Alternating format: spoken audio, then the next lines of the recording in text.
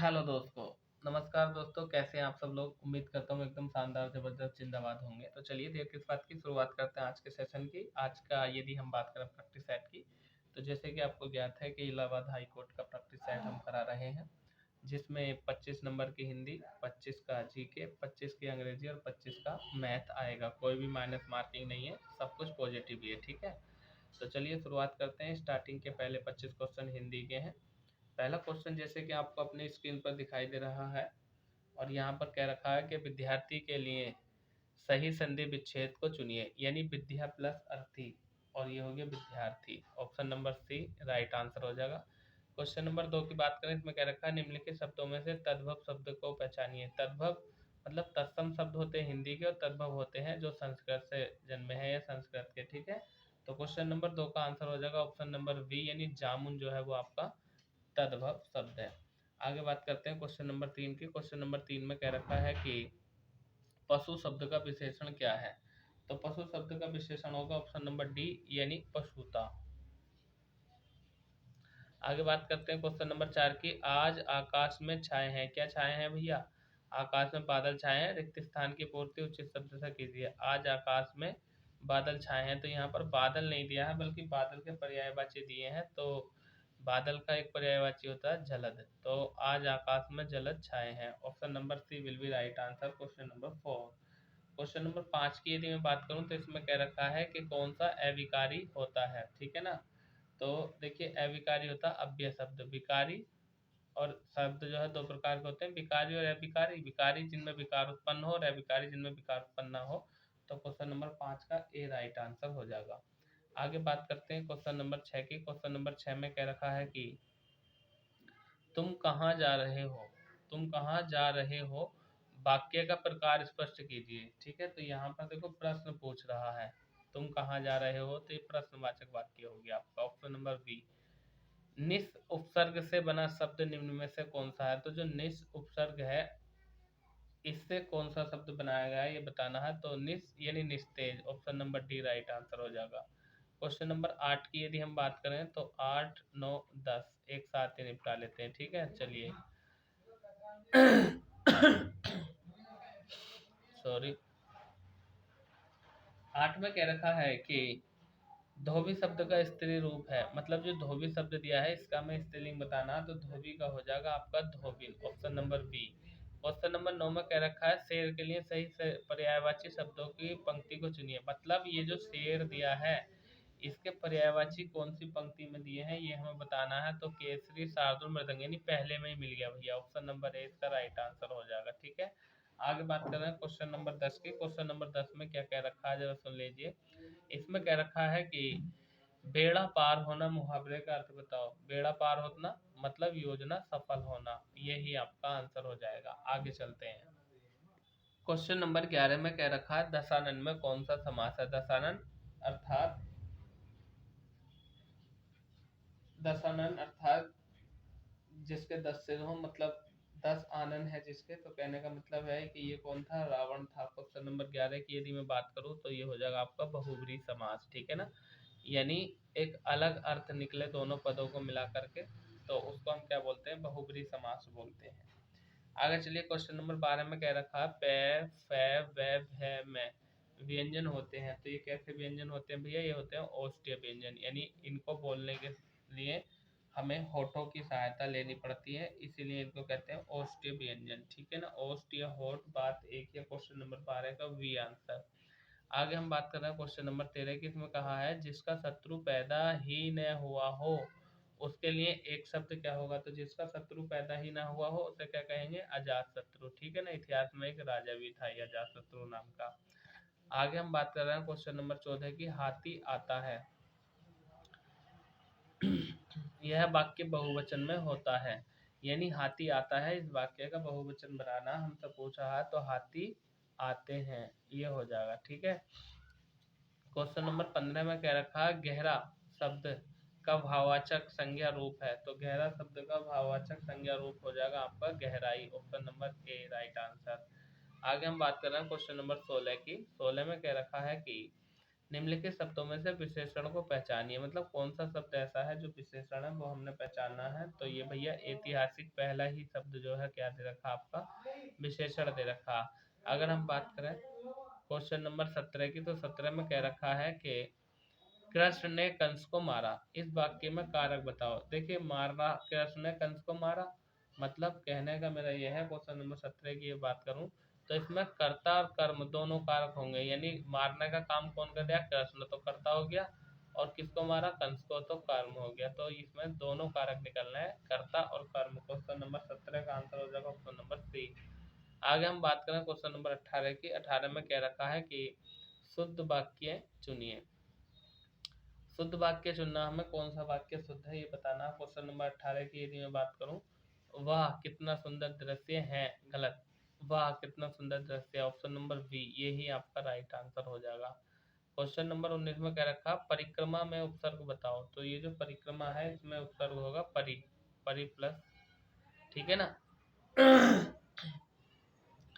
आगे हम बात करते हैं क्वेश्चन नंबर 20 की। 20 और 21 दोनों एक साथ ले लेते हैं। 20 में कह रखा है कि पठिका शब्द में प्रत्यय बताइए, यानी जो पठिका शब्द है इसमें पट प्लस ई का, option number C right answer हो जाएगा। 21 में कह रखा उत्तम पुरुष बताइए। तो उत्तम पुरुष की यदि मैं बात करूं तो मैं, ये उत्तम पुरुष है, और तुम मध्यम, और वे, यह ये अन्य पुरुष है। आगे चलते हैं।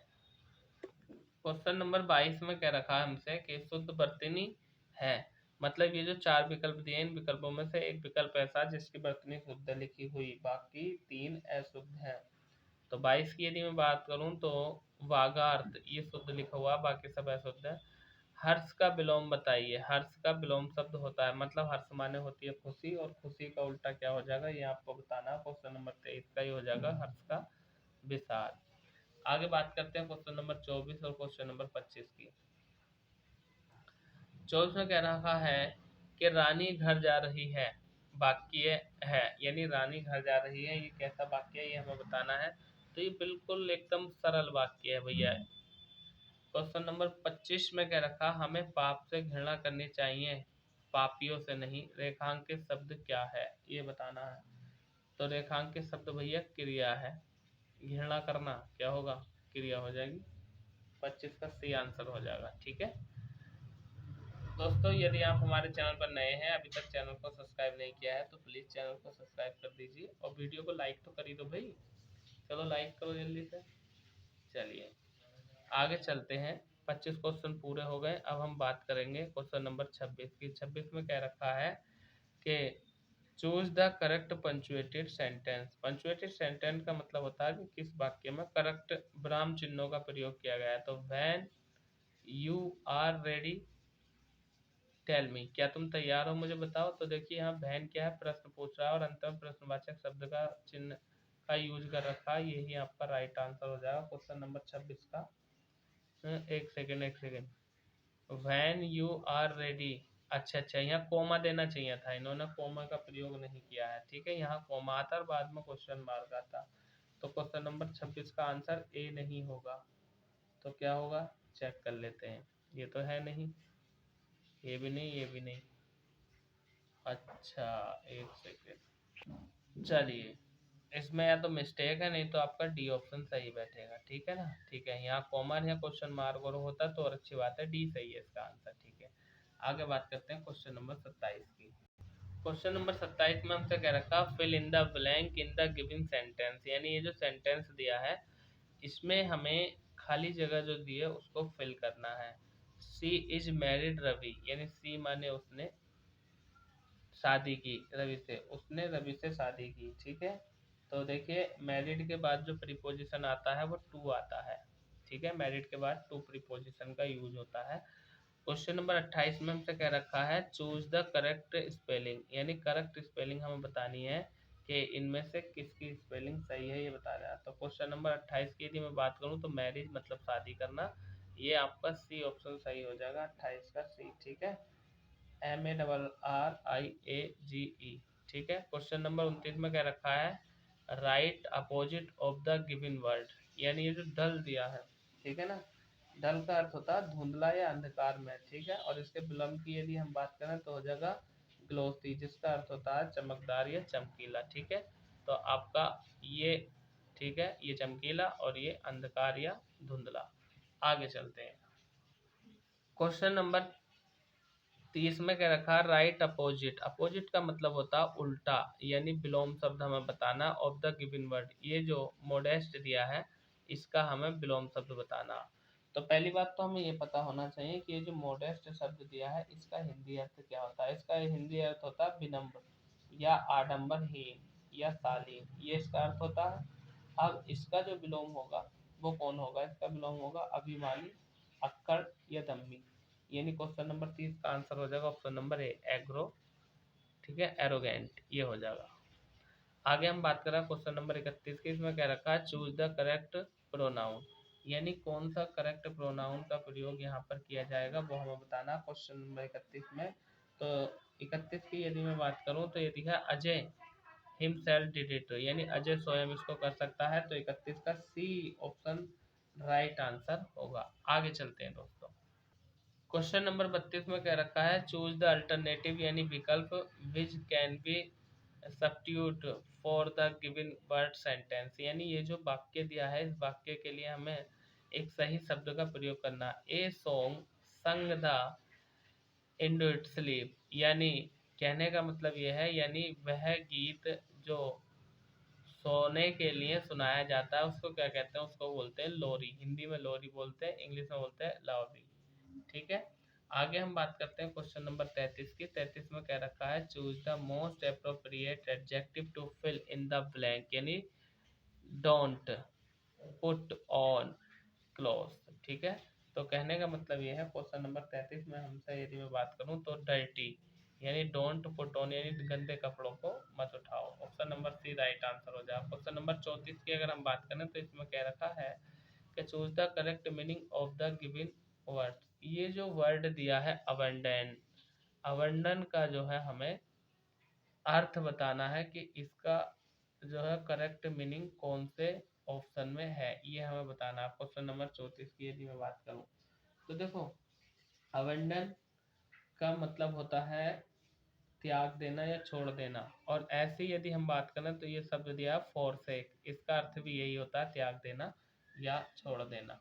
आगे बात कर रहे हैं क्वेश्चन नंबर 35 की। 35 में हमसे कह रखा है कि choose the correct meaning of the given words, यानी ये डिमिनिश जो दे रखा है इसका हमें मीनिंग बताना है, यानी जो इसका अर्थ होगा वो ही किसी एक का अर्थ है, और वो कौन से ऑप्शन में ये हमें पता करना है। देखिए, डेमिनिश की यदि मैं बात करूं तो इसका अर्थ होता है छोटा करना या कम करना या घटाना, और वैसे यदि हम बात करें तो रेड्यूस का अर्थ भी यही होता है कम करना।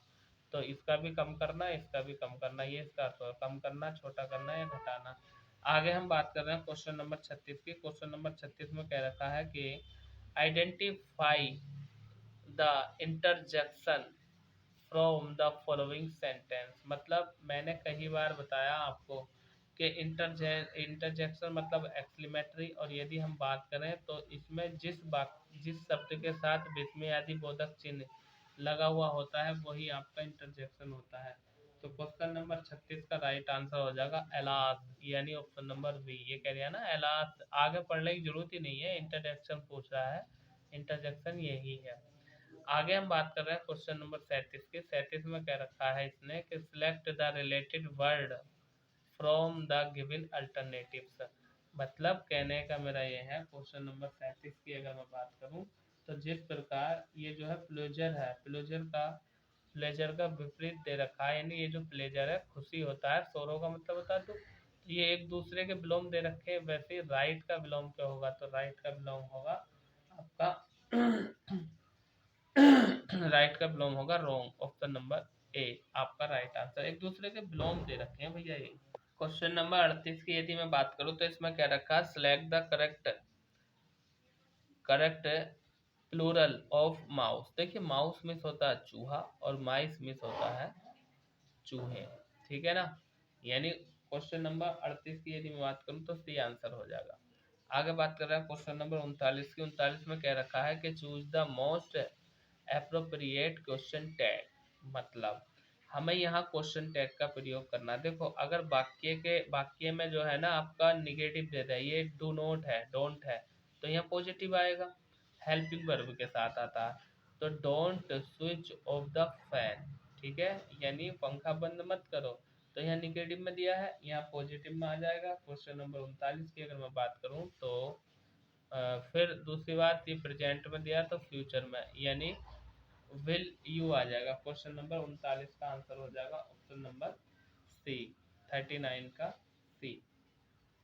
आगे हम बात कर रहे हैं क्वेश्चन नंबर 40 की। क्वेश्चन नंबर 40 में हमसे क्या कह रखा है कि choose the meaningful word from the given jumbled word, यानी ये जो दिया है आपका जम्बल्ड का अर्थ होता है, ये जो स्पेलिंग्स दी हैं इन स्पेलिंग्स से कौन सा शब्द बनाया जा सकता है जिसका अपने में कोई एक अर्थ भी हो। ठीक है, तो यदि मैं बात करूं तो इसका जो राइट आंसर होगा क्वेश्चन नंबर 40 का वो होगा ऑप्शन नंबर ए, रिमाइंड। और रिमाइंड के अर्थ की यदि मैं बात करूं तो इसका अर्थ होता है स्मरण करना।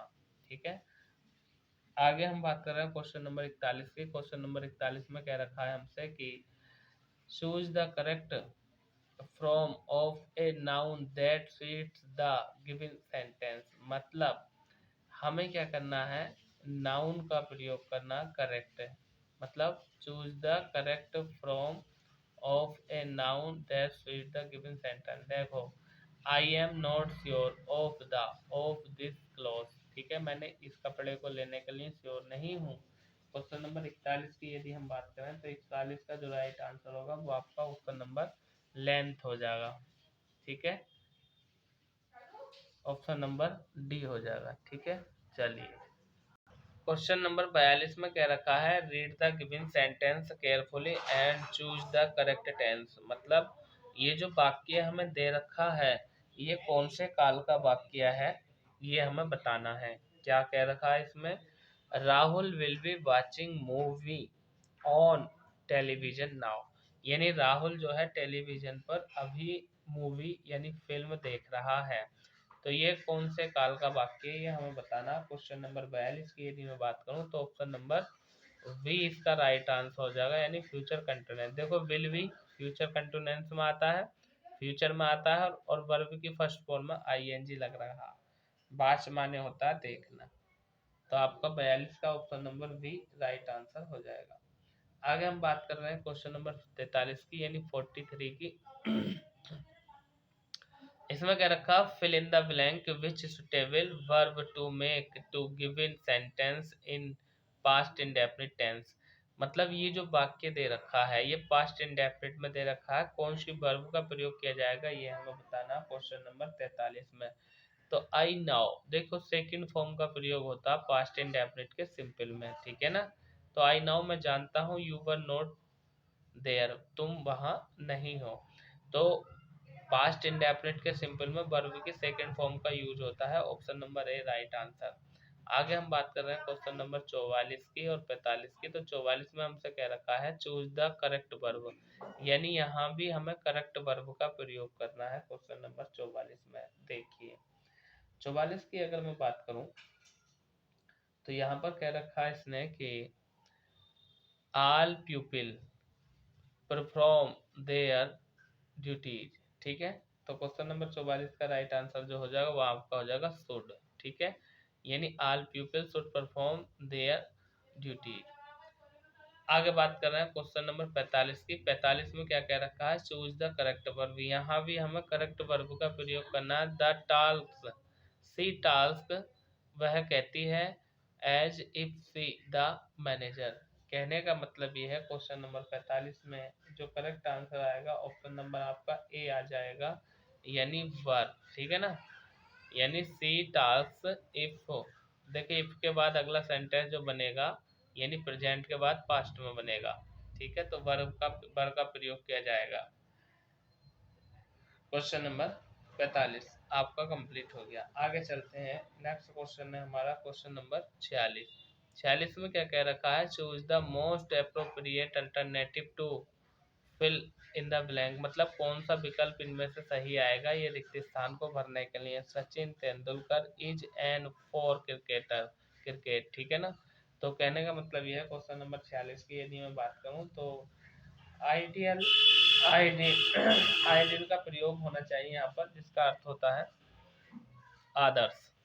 ठीक है, क्वेश्चन नंबर 46 का डी होगा। ठीक है, क्या कि सचिन तेंदुलकर इज माने है एन आइडियल मतलब आदर्श फॉर क्रिकेट, यानी क्रिकेट के लिए आदर्श है कौन? सचिन तेंदुलकर। आगे बात करते हैं क्वेश्चन नंबर 47 की। चलिए आगे चलते हैं।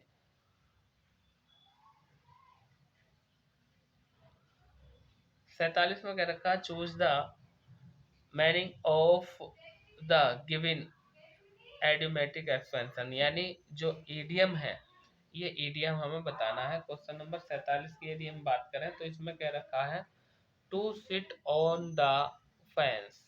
ठीक है, to sit on the fence, तो इसका अर्थ होता है किसी का पक्ष लेना या विवाद या फैसले में शामिल न होना, मतलब किसी का पक्ष न लेना। ठीक है, इसका अर्थ होगा to sit on the fence मतलब किसी का पक्ष न लेना। तो इसका जो सही अर्थ होगा क्वेश्चन नंबर 47 की यदि मैं बात करूं तो वी ऑप्शन इसका ये हो जाएगा टू रिमाइन नेचुरल। ठीक है, 47 का आंसर हो जाएगा ऑप्शन नंबर वी। आगे बात करते हैं क्वेश्चन नंबर 48 की। 48 में क्या कह रखा है भैया? 48 में कह रखा है choose the appropriate article for the sentence, मतलब ये जो सेंटेंस दिया है इसमें किस आर्टिकल का प्रयोग किया जाएगा ये हमें बताना है क्वेश्चन नंबर 48 में। तो देखिए, water on your plate is homemade, यानी द आएगा, द बटर यानी मक्खन बनाया गया है। तो क्वेश्चन नंबर 59 की 49 की तरफ चलते हैं। 49 में क्या कह रखा है? 49 और 50 दोनों एक साथ निपटा देते हैं भैया। 49 में कह रखा है the masculine gender of countries, COUNTES countries मतलब एज। ये जो कंट्रीज शब्द दिया है इसका मास्कुलाइन जेंडर बताना। मास्कुलाइन जेंडर का मतलब होता है हमें जो बताना है, यानी ये जो कॉन्टीज है इसका अर्थ होता है बेगम या रानी। ठीक है ना, ये जो कॉन्टीज होता है इसका अर्थ होता है बेगम या रानी। इसका हमें बताना है तो मतलब पुल्लिंग शब्द बताना है। ठीक है, इसका पुल्लिंग शब्द की यदि हम बात करें तो होगा राजा। ठीक है ना, इसका होगा राजा। और राजा यदि हम बात करें तो ये कौन से ऑप्शन में मिलेगा? क्वेश्चन नंबर 49 का हमें मिलेगा ऑप्शन नंबर डी, यानी एरल। ठीक है, चलिए मस्कुलाइन जेंडर हो जाएगा इसका एरल, मतलब जिसका अर्थ होता है राजा होना।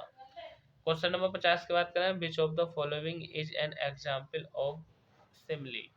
ठीक है, यानी ये जो सिमली दिया है, सिमले की यदि मैं बात करूं तो इसका मतलब होता है उपमा। उपमा का मतलब होता है कि किन्हीं मतलब दो वस्तुओं की तुलना की जाती है, लाइक या एज का प्रयोग करके तुलना की जाती है। क्वेश्चन नंबर 50 की यदि मैं बात करूं तो लाइक या एज, ऑप्शन नंबर आपका ए में दे रखा है लोनली एज ए क्लाउड। ठीक है, तो दोस्तों क्वेश्चन 50 कंप्लीट हो गए हैं 20-22 मिनट में, यानी 23 मिनट में पूरे 50 क्वेश्चन हो गए हैं।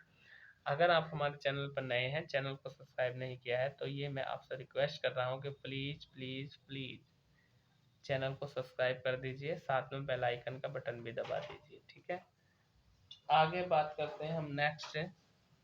क्लास को लाइक और कर देना, अपने दोस्तों में शेयर। आगे हम बात करते हैं क्वेश्चन नंबर 51 की, यानी 51। इसमें क्या कह रखा है? इसमें कह रखा है भैया क्वेश्चन नंबर 51 में कि ओजोन ऑक्सीजन का एक है, मतलब ओजोन ऑक्सीजन का एक अपरूप है। ठीक है, यदि मैं बात करूं क्वेश्चन नंबर 51 की तो ओजोन ऑक्सीजन का एक अपरूप है। ऑक्सीजन को O2 से और ओजोन को O3 से दर्शाया जाता है। ठीक है, ओजोन सूर्य से आने वाली पराबैंगनी किरणों को रोककर हमारी रक्षा करती है। ठीक है, आगे चलते हैं क्वेश्चन नंबर 52 की तरफ। क्वेश्चन नंबर 52 में कह रखा है किस यंत्र का प्रयोग वाहनों की चाल मापने के लिए किया जाता है, यानी जो वाहनों की चाल मापते हैं हम उसके लिए जो प्रयोग किया जाता है वो आपका स्पीडो, देखो स्पीडो स्पीडोमीटर का प्रयोग किया जाता है क्वेश्चन नंबर 52 की। ठीक है ना, और यदि हम बात करें क्वेश्चन नंबर 53 की तो इसमें क्या रखा है नीति आयोग का विस्तृत रूप बताओ। NITI मतलब नीति की फुल फॉर्म पूछ रखा हमसे। क्वेश्चन नंबर 53 की यदि मैं बात करूं तो इसका राइट आंसर हो जाएगा option number A he correct answer है। क्या है? National national institution for transforming India. आगे बात करते हैं क्वेश्चन नंबर 54 की। 54 में कह रखा है कि संविधान की किस अनुसूची में पंचायती राज की शक्ति, प्राधिकार एवं जिम्मेदारी का उल्लेख है? जिम्मेदारियों का। तो क्वेश्चन नंबर 54 की यदि मैं बात करूं तो इसमें हमसे पंचायती राज व्यवस्था के बारे में पूछ रखा है। तो क्वेश्चन 54 का आंसर हो जाएगा ऑप्शन नंबर सी, यानी 11वीं अनुसूची पंचायती राज व्यवस्था से। 8वीं में क्या है? भाषा। 9वीं में भूमि सुधार। और 12वीं में क्या है? 12वीं में है नगर पालिका, यानी नगर का शासन। क्वेश्चन नंबर 55, निम्नलिखित में से कौन सी मिट्टी कपास की मिट्टी के नाम से जानी जाती है? तो कपास की मिट्टी के नाम से भैया आपका काली मिट्टी जानी जाती है। 56 में कह रखा है निम्नलिखित में से कौन सा स्मारक मुगल अकबर द्वारा बनाया गया था? मतलब जो मुगल बादशाह था अकबर, उसके द्वारा कौन सा बनवाया गया था? तो बुलंद दरवाजा बनवाया गया था। क्वेश्चन नंबर 56 का आंसर हो जाएगा ऑप्शन नंबर डी, ये फतेहपुर सीकरी में है और गुजरात विजय के उपलक्ष्य के दौरान इसको बनवाया गया था। ठीक है, आगे बात करना है क्वेश्चन नंबर 57 की। 57 में कह रखा है निम्नलिखित में से तूतिया किसका अन्य नाम है? मतलब जो तूतिया है ये किस चीज का दूसरा नाम है? तो जो कॉपर सल्फेट होता है ना, इसी का दूसरा नाम तूतिया है। आगे हम बात कर रहे हैं क्वेश्चन नंबर 58 की। 58 में कह रखा है प्रतिरोध को मापने की इकाई क्या है? तो भैया प्रतिरोध को मापने की इकाई है आपकी ओम। क्वेश्चन नंबर 58 का ये आंसर। वही हम बात करें 59 की, 59 की। तो 59 में कह रखा है आपसे कि कामाख्या मंदिर किस राज्य में है? तो कामाख्या मंदिर जो है प्रसिद्ध है असम राज्य में है। C answer. क्वेश्चन नंबर 60 में हमसे कह रखा है कि भारत सेवक समाज की स्थापना निम्नलिखित में से किसने की थी? तो भारत सेवक समाज की स्थापना की थी गोपाल कृष्ण गोखले ने। ठीक है ना। क्वेश्चन नंबर 60 का आंसर हो जाएगा आपका option number D, Gopal Krishna Gokhale ने 1905 में की थी। ठीक है ना। और यदि हम बात करें हाँ ठीक है, यही है। हाँ यही बैठेगा इसका। बाल गंगाधर तिलक नहीं सही। चलिए आगे चलते हैं। महाराष्ट्र में की थी शायद। आगे चलते हैं क्वेश्चन नंबर 61 की तरफ। 61 में कह रखा क्या कि महावीर स्वामी की माता का नाम क्या था? और वहीं यदि हम बात करें तो देखिए महावीर स्वामी जो थे इनकी माता का नाम था तिरसला। और गौतम बुद्ध की माता का नाम क्या था भाई? जरा कमेंट बॉक्स में कोई बताओ, ये गौतम बुद्ध की माता का नाम क्या था? ये जो महावीर स्वामी थे ये 24वें जैन तीर्थंकर थे। ठीक है। और लक्ष्मी नरेश चेटक की बहन थी ये तिरसला।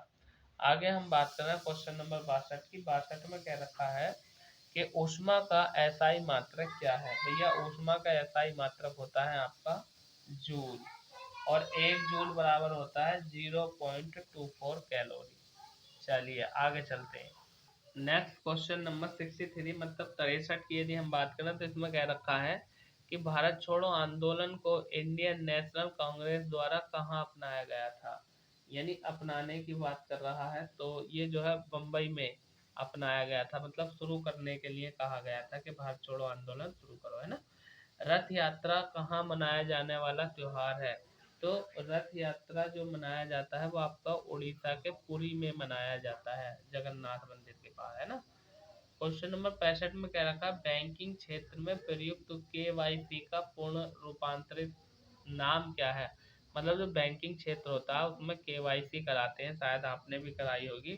तो ये जो केवाईसी है इसका पूरा नाम क्या है? क्वेश्चन नंबर 65 में हमें बताना है। तो नाउ योर कस्टमर। ठीक है ना, नाउ माने जानना, योर कस्टमर। ठीक है। 65 का आंसर हो जाएगा ऑप्शन नंबर डी। ठीक है, आगे हम बात कर रहे हैं ग्राहक को जानिए। इसकी हिंदी होती है ग्राहक को जानिए। नाउ माने जानिए, योर कस्टमर अपने ग्राहक को जानिए। आगे हम बात कर रहे हैं क्वेश्चन नंबर 66 की। इसमें कह रखा सापेक्षता का सिद्धांत किसने विकसित किया था? मतलब सापेक्षता का सिद्धांत किसने दिया था हमें ये बताना है। तो सापेक्षता का सिद्धांत दिया था अल्बर्ट आइंस्टीन ने। ठीक है, ऑप्शन नंबर डी आपका राइट आंसर हो जाएगा क्वेश्चन नंबर 66 का, अल्बर्ट आइंस्टीन, डी। आगे हम बात कर रहे हैं भारत का सबसे बड़ा नदी द्वीप किस, माजुली द्वीप किस राज्य में? देखिए भारत का ही नहीं बल्कि विश्व का भी सबसे बड़ा नदी द्वीप है ये, जिसका नाम है माजुली। और माजुली जो पड़ता है वो आपका कौन से राज्य में पड़ता है, तो ये असम राज्य में पड़ता है। और ब्रह्मपुत्र नदी के कारण इस द्वीप का निर्माण होता है। ये भारत का सबसे बड़ा नदी द्वीप है और विश्व का भी सबसे बड़ा नदी द्वीप यही है, माजुली द्वीप। आगे हम बात कर रहे हैं क्वेश्चन नंबर 68 की। इसमें क्या रखा है 68 में कि निम्न में से किस शहर में केंद्रीय चावल अनुसंधान संस्थान स्थित है। मतलब केंद्रीय चावल अनुसंधान स्थित है आपका कटक में। और कटक कहाँ पड़ता है, उड़ीसा में। और ये कटक वही है जहाँ पर नेताजी सुभाष चंद्र बोस का जन्म हुआ था। आगे हम बात करते हैं क्वेश्चन नंबर 69 की। 69, 70, 71 तीनों को एक ही बार में निपटा लेते हैं। 69 में क्या रखा, कंगारू के छोटे बच्चे को क्या कहते हैं। ठीक है, कंगारू के छोटे बच्चे को क्या कहते हैं, तो भैया जोई कहते हैं। कंगारू का जो छोटा बच्चा होता है उसको जोई कहा जाता है।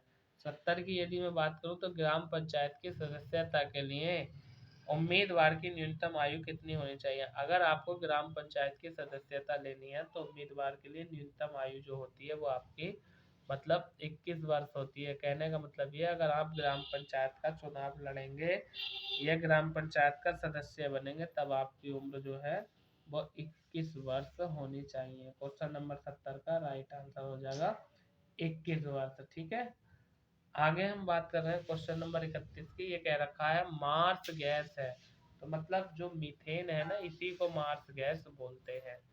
आगे चलते हैं क्वेश्चन नंबर 72 में कह रखा एक न्यूटन कितने डाइन के तुल्य है। एक न्यूटन जो होता है उसमें कितने डाइन होते हैं ये हमें बताना है। तो क्वेश्चन नंबर 72 की यदि मैं बात करूं तो 10 की घात 5 इसका राइट आंसर हो जाएगा। आदम का पुल या एडम्स ब्रिज कहाँ स्थित है। देखिए आदम का पुल या एडम्स ब्रिज या इसी को हम राम सेतु या रामेश्वर सेतु हम बोल देते हैं। तो क्वेश्चन नंबर 73 का राइट आंसर हो जाएगा आपका ऑप्शन नंबर 3, यानी भारत और श्रीलंका के बीच में है। भारत में तमिलनाडु से शुरू होता है और श्रीलंका के बीच में। ठीक है, आगे बात कर रहे हैं क्वेश्चन नंबर 74 की और क्वेश्चन नंबर 75 की, जो कि जीके का पोर्शन आपका समाप्त हो जाएगा और 75 क्वेश्चन आपके पूरे हो जाएंगे। 74 में क्या रखा, दिल्ली सल्तनत की एकमात्र महिला शासिका कौन बनी थी। तो रजिया सुल्तान एकमात्र ऐसी महिला शासक थी जो दिल्ली सल्तनत पे इसने शासन किया। दक्षिण भारत की सबसे ऊंची चोटी बताइए। तो दक्षिण भारत की सबसे ऊंची चोटी की यदि मैं बात करूं तो ये हो जाएगी अन्नाई मुडी। ठीक है ना, क्वेश्चन नंबर 75 का आंसर आपको पता चल गया होगा, जिसकी ऊंचाई है 2695 मीटर। ठीक है, दक्षिण भारत की सबसे ऊंची चोटी है, दक्षिण भारत का एवरेस्ट भी कहा जाता है। चलिए दोस्तों, देखो आधे घंटे में हमने 75 क्वेश्चन कवर कर लिए, यानी 32 मिनट में अभी 75 क्वेश्चन आपके समाप्त हो गए हैं। अब हम बात करेंगे मैथ की, यानी इलाहाबाद हाई कोर्ट का ग्रुप सी ग्रुप डी, चाहे वो स्टेनो हो, क्लर्क हो या आपका चपरासी वाला हो या ड्राइवर हो, तो इसमें किस तरह से मैथ पूछा जाएगा। तो अगले मैथ के 25 क्वेश्चनों का हम चर्चा करेंगे। बने रहिए आप हमारे साथ। देखो निश्चित रूप से आपको समझ में आएगा, बहुत इजी तरीके से मैं आपको सरल करके बताऊंगा मैथ के क्वेश्चन। मैं फिर यही कहूँगा, आप जो है चैनल को सब्सक्राइब कर दीजिए। और मुझे अभी आवश्यकता है आपके एक सब्सक्रिप्शन की। ज़्यादा से ज़्यादा लोगों में वीडियो को शेयर कीजिए और ज़्यादा से ज़्यादा हमारे चैनल को सब्सक्राइब कीजिए प्लीज़। ये मेरी आपसे रिक्वेस्ट है कि हमें अभी सब्सक्राइबर चाहिए। मैं सारी चीज़ें फ्री में ही कराता हूँ यहाँ पर। क्वेश्चन नंबर 76 में हमसे कह रखा है क्या कि किसी संख्या का 0.06 दूसरी संख्या के 0.08 के बराबर है तो दोनों संख्याओं का अनुपात कितना होगा। देखो भैया, दोनों संख्याओं का अनुपात हमें जानते हैं। एक संख्या का हमें कितना दिया है इन्होंने, मतलब दोनों संख्याओं का अनुपात निकाल लो। अनुपात निकालने के लिए देखो, एक संख्या मान लो x और एक मान लो y, तो x बटे बाई करके तो अनुपात निकालते हैं हम, यानी 0.08 दे रखा है, दूसरा 0.06 दे रखा है।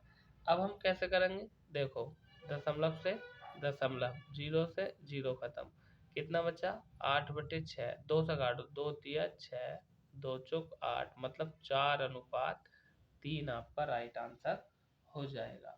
आया समझ में। आगे चलते हैं क्वेश्चन नंबर 77 की तरफ। नेक्स्ट क्वेश्चन है इसमें कह रखा है किसी धन का 25% 400 हो तो वह धन है। मतलब कोई धन है, हमें नहीं पता, हम मान लेंगे धन क्या, हमारा धन मान लिया हमने एक्स है। हमसे कह रिया एक्स का 25%, मतलब इसका 25% का चिन्ह हटा के डायरेक्ट बटे में 100 लगा दो, और बराबर कितना बता रहा है ये 400, है कि नहीं है। तो ये हम इसको कैसे हल करेंगे, एक्स रोक लो इधर, ये किधर कितना है इधर, ये है 400, ये भाग में चल जाए, इसकी गुणा में आ जाएगा 100, और नीचे ये 25 आ जाएगा, 25 का 25, 25 चौका 100, और 4 चौक 16, मतलब कुल मिला के आपका 1600 आंसर हो जाएगा। Option number C right answer इसका। ये कह रहा क्वेश्चन नंबर 78 में इसे हल करना। भाई देखो इसमें क्या करना है, ये तो वेरी वेरी सिंपल है। क्या करना है, गुणा, यहाँ भाग करनी है, यहाँ गुणा करनी है, जोड़ करना, आराम से इजी सवाल है, हो जाएगा। नहीं हो तो कमेंट बॉक्स में बता देना, मैं इसको हल कर दूंगा। अगर क्वेश्चन नंबर 78 की मैं बात करूँ तो जब आप हल करोगे तो लगभग 22, यानी ये आना चाहिए मेरे हिसाब से। मैं ये नहीं कह रही राइट है, लेकिन एक बार आप हल करके देख लेना, हो सकता है ये इसका आंसर आए। ठीक है, आगे हम बात कर रहे हैं नेक्स्ट क्वेश्चन की। नेक्स्ट क्वेश्चन है हमारा, हमसे कह रखा है कि मोहन प्रतिदिन फल विक्रेता को 2 दर्जन केले, 1/2 किलोग्राम सेब, 1 से 1/2 किलोग्राम अन्य फल देता है। यदि आधा दर्जन केले का वजन 750 ग्राम हो तो वह एक दिन में कितने किलोग्राम फल लेता है। क्वेश्चन नंबर 79 की हम बात कर रहे हैं। तो देखो भैया, कहने का मतलब ये है कि मोहन एक दिन में कितने कुल फल लाता है, फलों का वजन हमें बताना है। ठीक है, देखो कैसे करेंगे इस सवाल को, कि आधा दर्जन केले का वजन कितना है 750 ग्राम। ठीक है, लेकिन यदि मैं बात करूं, ये जो 750 आपका दे रखा है, इसे मैं 200 गुणा कर दूं तो पूरा 1 दर्जन हो जाएगा।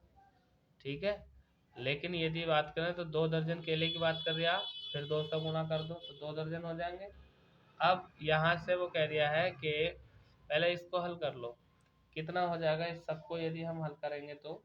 चलो और सुनो और सुनो, केले 1/2 किलोग्राम सेब, यानी सेब प्लस सेब कितना आता है 1/2, मतलब आधा किलो, आधा किलो मतलब कितने हो गए 500 ग्राम।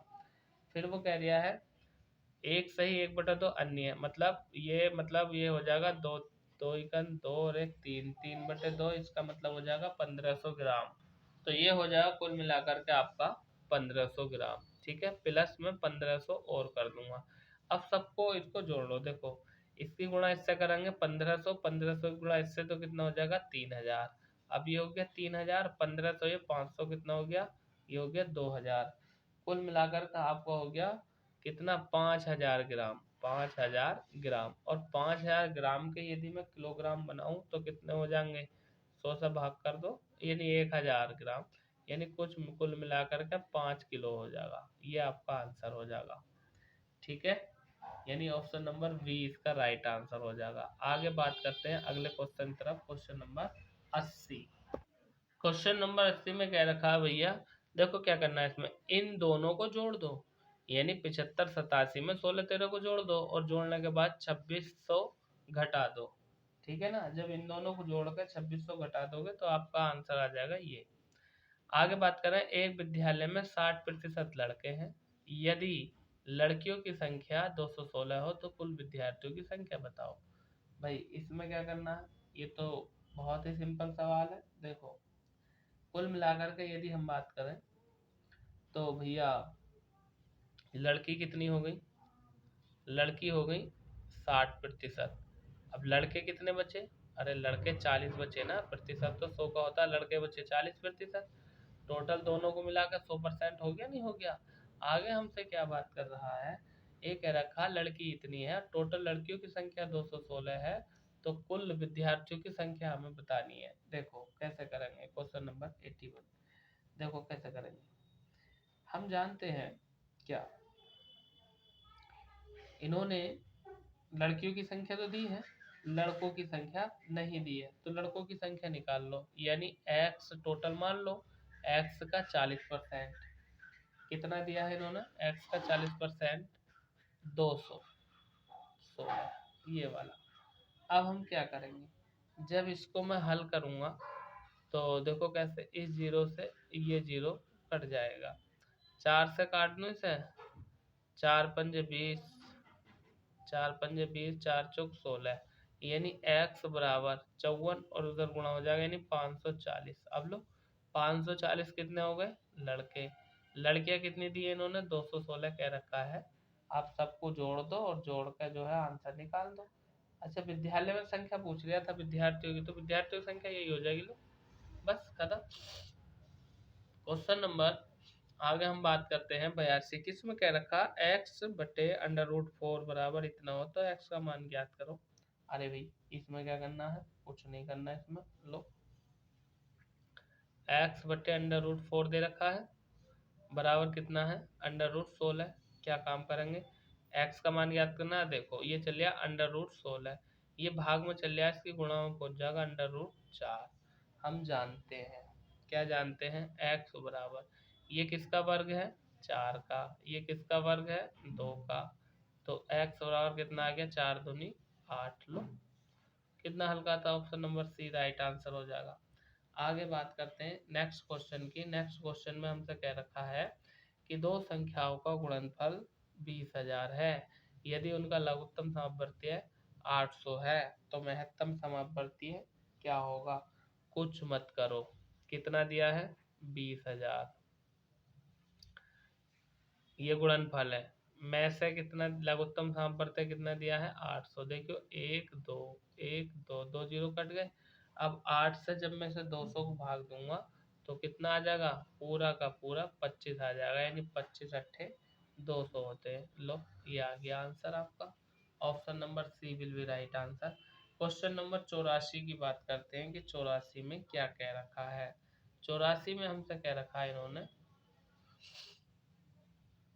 क्या कह रखा है देखिए सुन लीजिए, एक त्रिभुजाकार खेत की भुजाएं क्रम से 22 मीटर, 28 मीटर, 46 मीटर है, तो इसका परिमाप बताओ। परिमाप कैसे बताएंगे भैया, देखो त्रिभुज है, त्रिभुज के परिमाप का सूत्र याद होना चाहिए तुम्हें। त्रिभुज के परिमाप के सूत्र की यदि हम बात करें तो उसका सूत्र होता है यानी जो भुजाएं दे रखी है उन सबको जोड़ दो, यानी भुजा दे रखे परिमाप निकालना हमें, परिमाप कितना करेंगे 22 + 28 और +46। लो 22 और 28 यानी ये हो गया 30 और 20 50, 50 और 46 कितना हो गया 96 है जी, ये हो गया टोटल आपका 96 मीटर। अब हमसे क्या कह रखा है, इसका परिमाप होगा, अरे यही होगा, लो हो तो गया क्वेश्चन नंबर इसका ए आंसर। आगे देखो क्वेश्चन नंबर 85 में क्या कह रखा है हमसे। 85 में हमसे इन्होंने ये कह रखा है कि भैया 529 का मान बताओ। अरे √529 है, √529 हम जानते हैं किसका वर्ग है, ये 23 का वर्ग है, 23 × 23, 2 के जोड़े में से एक संख्या बाहर निकल जाएगी, यानी 23 इसका राइट आंसर हो जाएगा।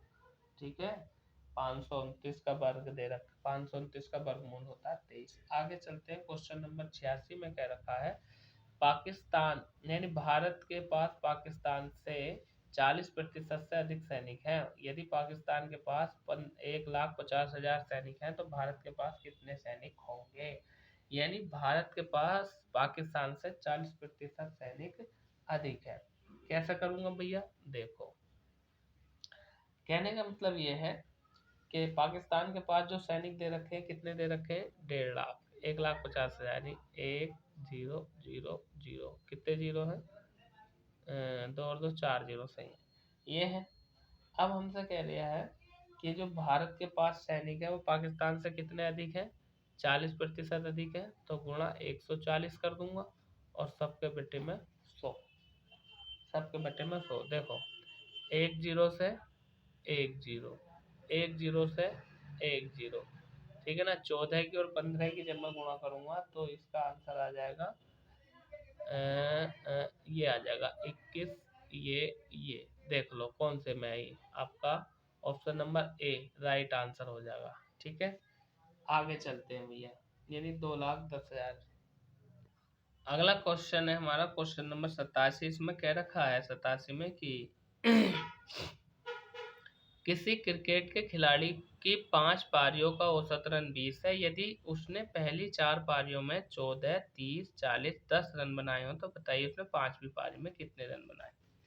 क्वेश्चन नंबर आपका हो गया 87। देखिए क्या करने हैं। सबसे पहले हम बात करते हैं 5 पारियों के कुल रन निकाल लो। औसत कितना 20 और पारी कितनी खेली है 5, तो 5 गुणा 20 यानी टोटल उसके 100 रन है। अब 100 रन है। अब यदि हम बात करें तो उसने 4 पारियों में कितने रन बनाए, ये सबको जोड़ लो। ये दे रखा ना 4 पारियों में, देखो 14, 30, 40 और 10। देखो 10 और 40 कितने हो गए 50, और 30 कितने हो गए 50 और 30 हो गए 80, और 14 कितने हो गए, ये हो गए तुम्हारे 94। अब टोटल कितने थे 100, बनाए कितने 94 4 पारियों में, तो 5वीं पारी में उसने कितने बनाए घटा दो 6 बनाए। यही आपका आंसर हो जाएगा ऑप्शन नंबर 1। आगे देखो इसमें क्या करना है क्वेश्चन नंबर 88 में। क्वेश्चन नंबर 88 में कुछ नहीं करना, बस सबके वर्गमूल निकाल दो और छुट्टी, आ जाएगा आंसर। बहुत हल्का सवाल है ये, तो नहीं होता है तो चलिए हम करके दिखा देते हैं। क्वेश्चन नंबर 88 देखो कैसे करेंगे।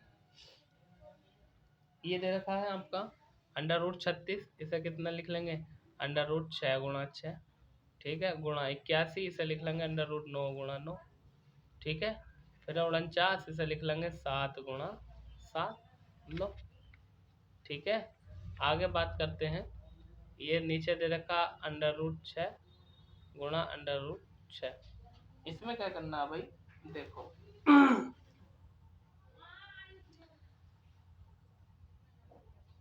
हम जानते हैं, क्या जानते हैं, यहाँ से जो बाहर निकलेगा एक 6 निकलेगा, यहाँ से 9 निकलेगा, यहाँ 7 निकलेगा, मतलब एक 6 एक 9 और एक 7 बाहर निकलेगा।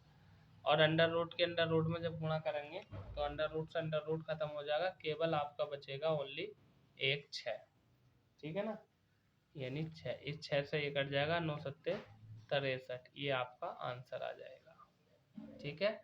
तो V 88 का V करेक्ट आंसर बैठेगा 63। 89 में क्या रखा, रमेश एक पुस्तक को 12 रुपए में खरीद कर 14 रुपए में बेच देता है, तो वस्तु पर लाभ प्रतिशत बताओ। अरे भाई इसमें क्या करना है, देखो उसने पुस्तक 12 रुपए में खरीदी और 14 रुपए में बेच दी, तो लाभ कितने का हुआ, लाभ 2 रुपए का हो गया। लेकिन हमसे पूछे यार लाभ प्रतिशत, तो देखो 2 गुणा प्रतिशत के लिए 100 लगा दूंगा, और लाभ कितने पे हुआ 12 पे ही तो हुआ है, ठीक है।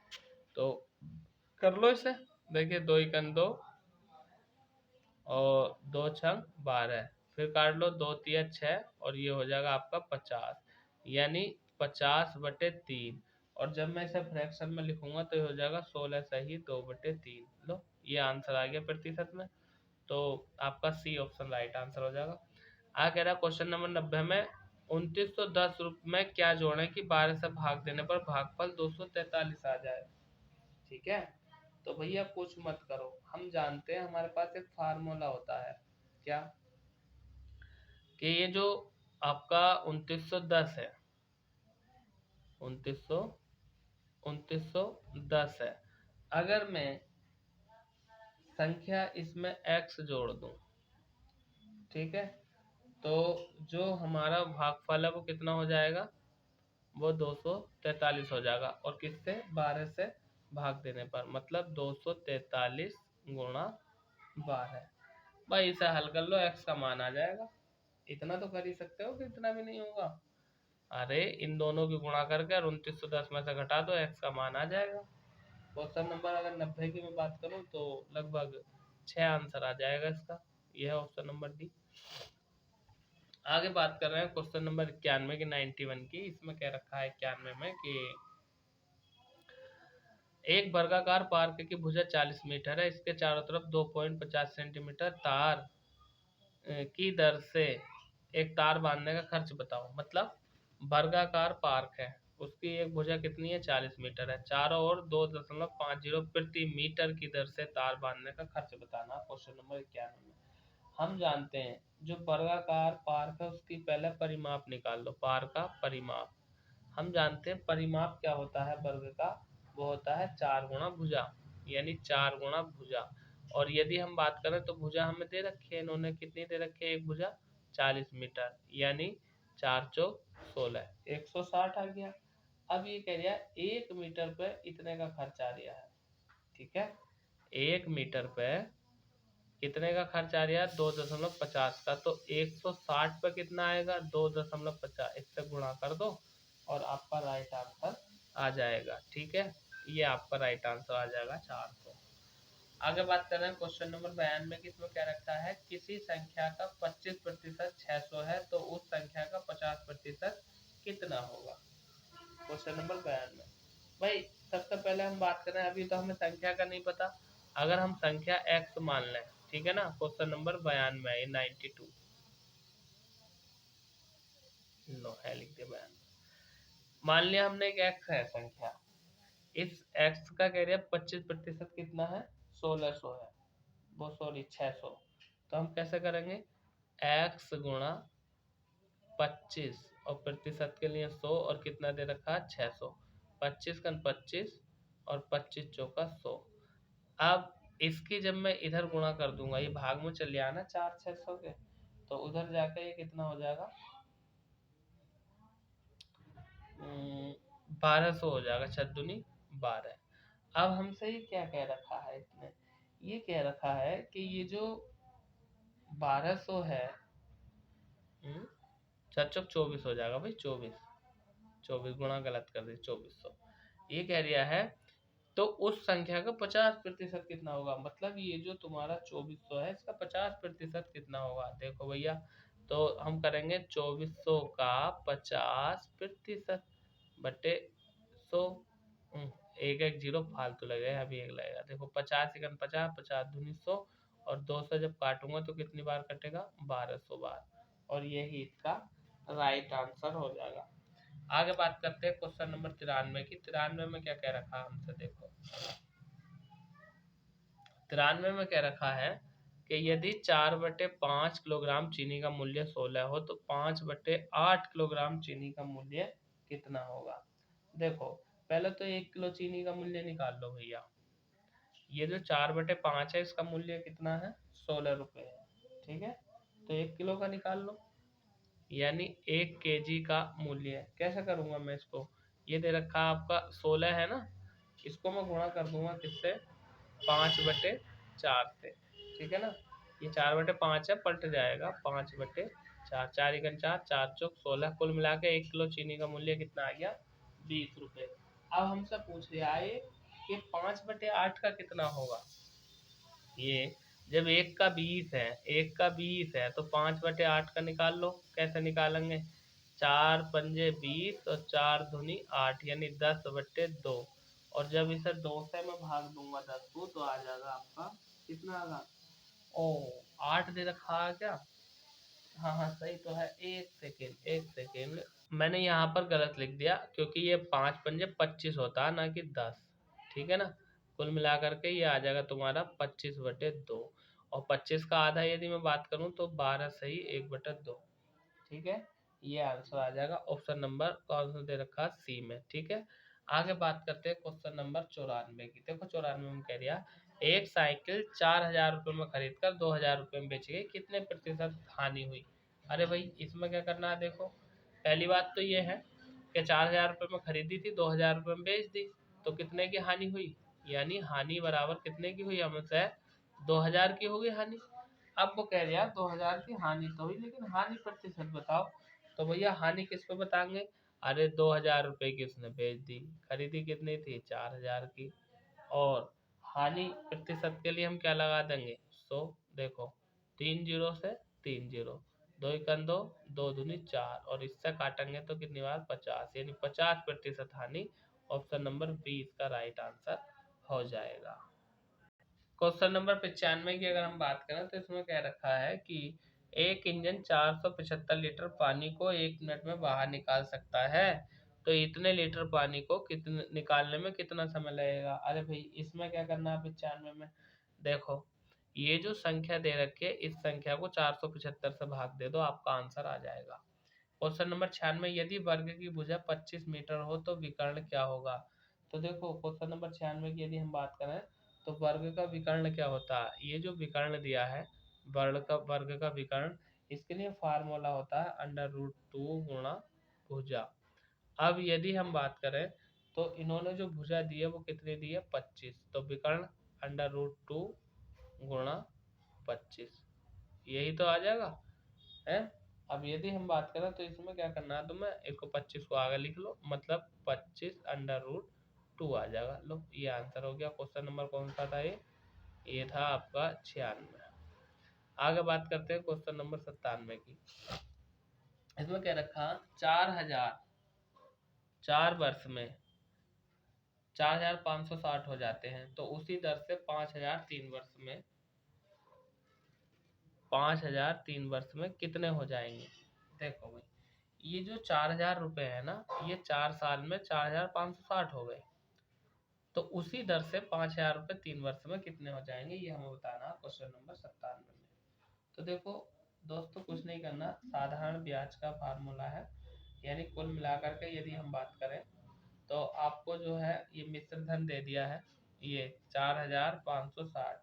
तो सबसे पहले हम यदि बात करें तो इसका साधारण ब्याज निकाल लो, यानी 4000 घटा देंगे तो 560 आ जाएगा, यानी ब्याज जो आ जाएगा वो कितना आ जाएगा 560 आ जाएगा। अभी 560 ब्याज आ गया, हमें दर निकालनी है। दर के लिए फार्मूला क्या होता है, दर के लिए फार्मूला होता है दर बराबर कितना, साधारण ब्याज वो कितना है 560 गुणा 100 और बटे समय, यानी मूलधन कितना दे रखा है, मूलधन 4000 दे रखा है, और समय कितना था 4 वर्ष, ये हमें इन्होंने दे रखा था। इसको हल कर लो और आपकी दर निकल आएगी। जब इसको हल करोगे तो दर निकल करके आएगी आपकी 3.5 रुपये, 3.5%, ठीक है ना, ये आएगी। अब आपसे पूछ लिया है कि ये जो 5000 रुपये है, ये 5000 रुपये कितने हो जाएंगे 3 साल में। तो देखो 5000 रुपये कितने हो जाएंगे 3 साल में, दर मिल गई हमें, हम जानते हैं रुपए कितने हैं 5000, ठीक है। दर कितनी आई है 3.5 आई है, समय कितना है 3 वर्ष और बटे 100। लो 1 2 1 2, अब इस सब की गुणा भाग कर लो, 5 या 15, यानी 150 गुणा 3.5। जब मैं इसको हल करूंगा तो आपको हो जाएगा 525। अब ये जो 525 है ये 5000 में जोड़ दो, क्योंकि भूल गया कि 5000 कितने हो जाएंगे 3 साल में, तो ये हो जाएगा 5525 आंसर, ठीक है। यानी option number A right answer होगा इसका।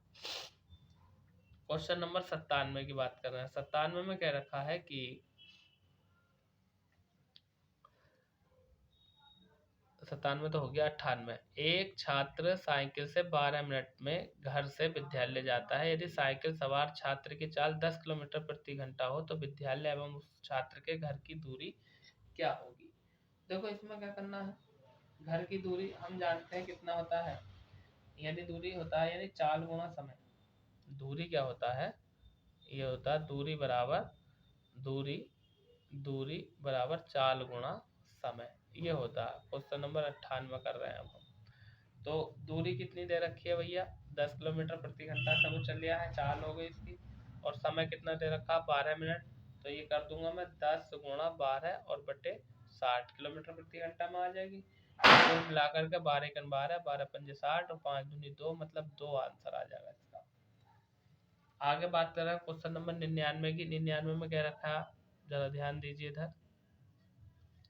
99 क्या रखा, एक ट्रक में 60 बोरे गेहूं लादे जा सकते हैं, 4380 बोरे गेहूं कितने ट्रकों में लादा जाएगा। अरे भैया इसमें क्या है 60 से भाग दे दो, 60 से भाग दे दो, कुल मिलाकर के 73 आंसर आ जाएगा आपका क्वेश्चन नंबर 99 की। 60 से इसे भाग दे दो 4380 को, तो आपका आंसर आ जाएगा 73। क्वेश्चन नंबर 100 में क्या क्या रखा है, एक रेलगाड़ी की चाल 150 किलोमीटर प्रति घंटा है तथा कार की चाल 60 किलोमीटर प्रति घंटा है, कार तथा रेलगाड़ी की चालों में अनुपात बताओ। अरे भाई इसमें क्या करना है, इसमें कुछ नहीं करना है, अनुपात देखो ये कर दो 50 बटे 150, 50 एकन 50, 50 दिया, तो कुल मिलाकर 1:3 आपका आंसर आ जाएगा। तो दोस्तों ये था आपका क्वेश्चन नंबर 100। आपने देखा होगा कि किस तरह से हमने पूरे इलाहाबाद हाई कोर्ट का प्रैक्टिस सेट के 100 के 100 क्वेश्चन हल कर दिए। मैं आपसे एक ही बात कहूंगा कि कर भला तो हो भला, कर बुरा तो हो बुरा। आप भला करो दूसरों का। क्या भला करना है? चैनल को सब्सक्राइब करो और अपने दोस्तों में वीडियो का लिंक शेयर कर दो कि भाई सर ने बहुत अच्छे से इलाहाबाद हाई कोर्ट का प्रैक्टिस सेट कराया है, आप भी देखो और करो। तो भैया चैनल को सब्सक्राइब कर दो अधिक से अधिक। मुझे आपके प्यार की आवश्यकता है, यही आपका प्यार चाहिए कि चैनल को सब्सक्राइब कर दो, वीडियो के लिंक को शेयर कर दो, साथ में बेल आइकन का बटन भी दबा दो। धन्यवाद।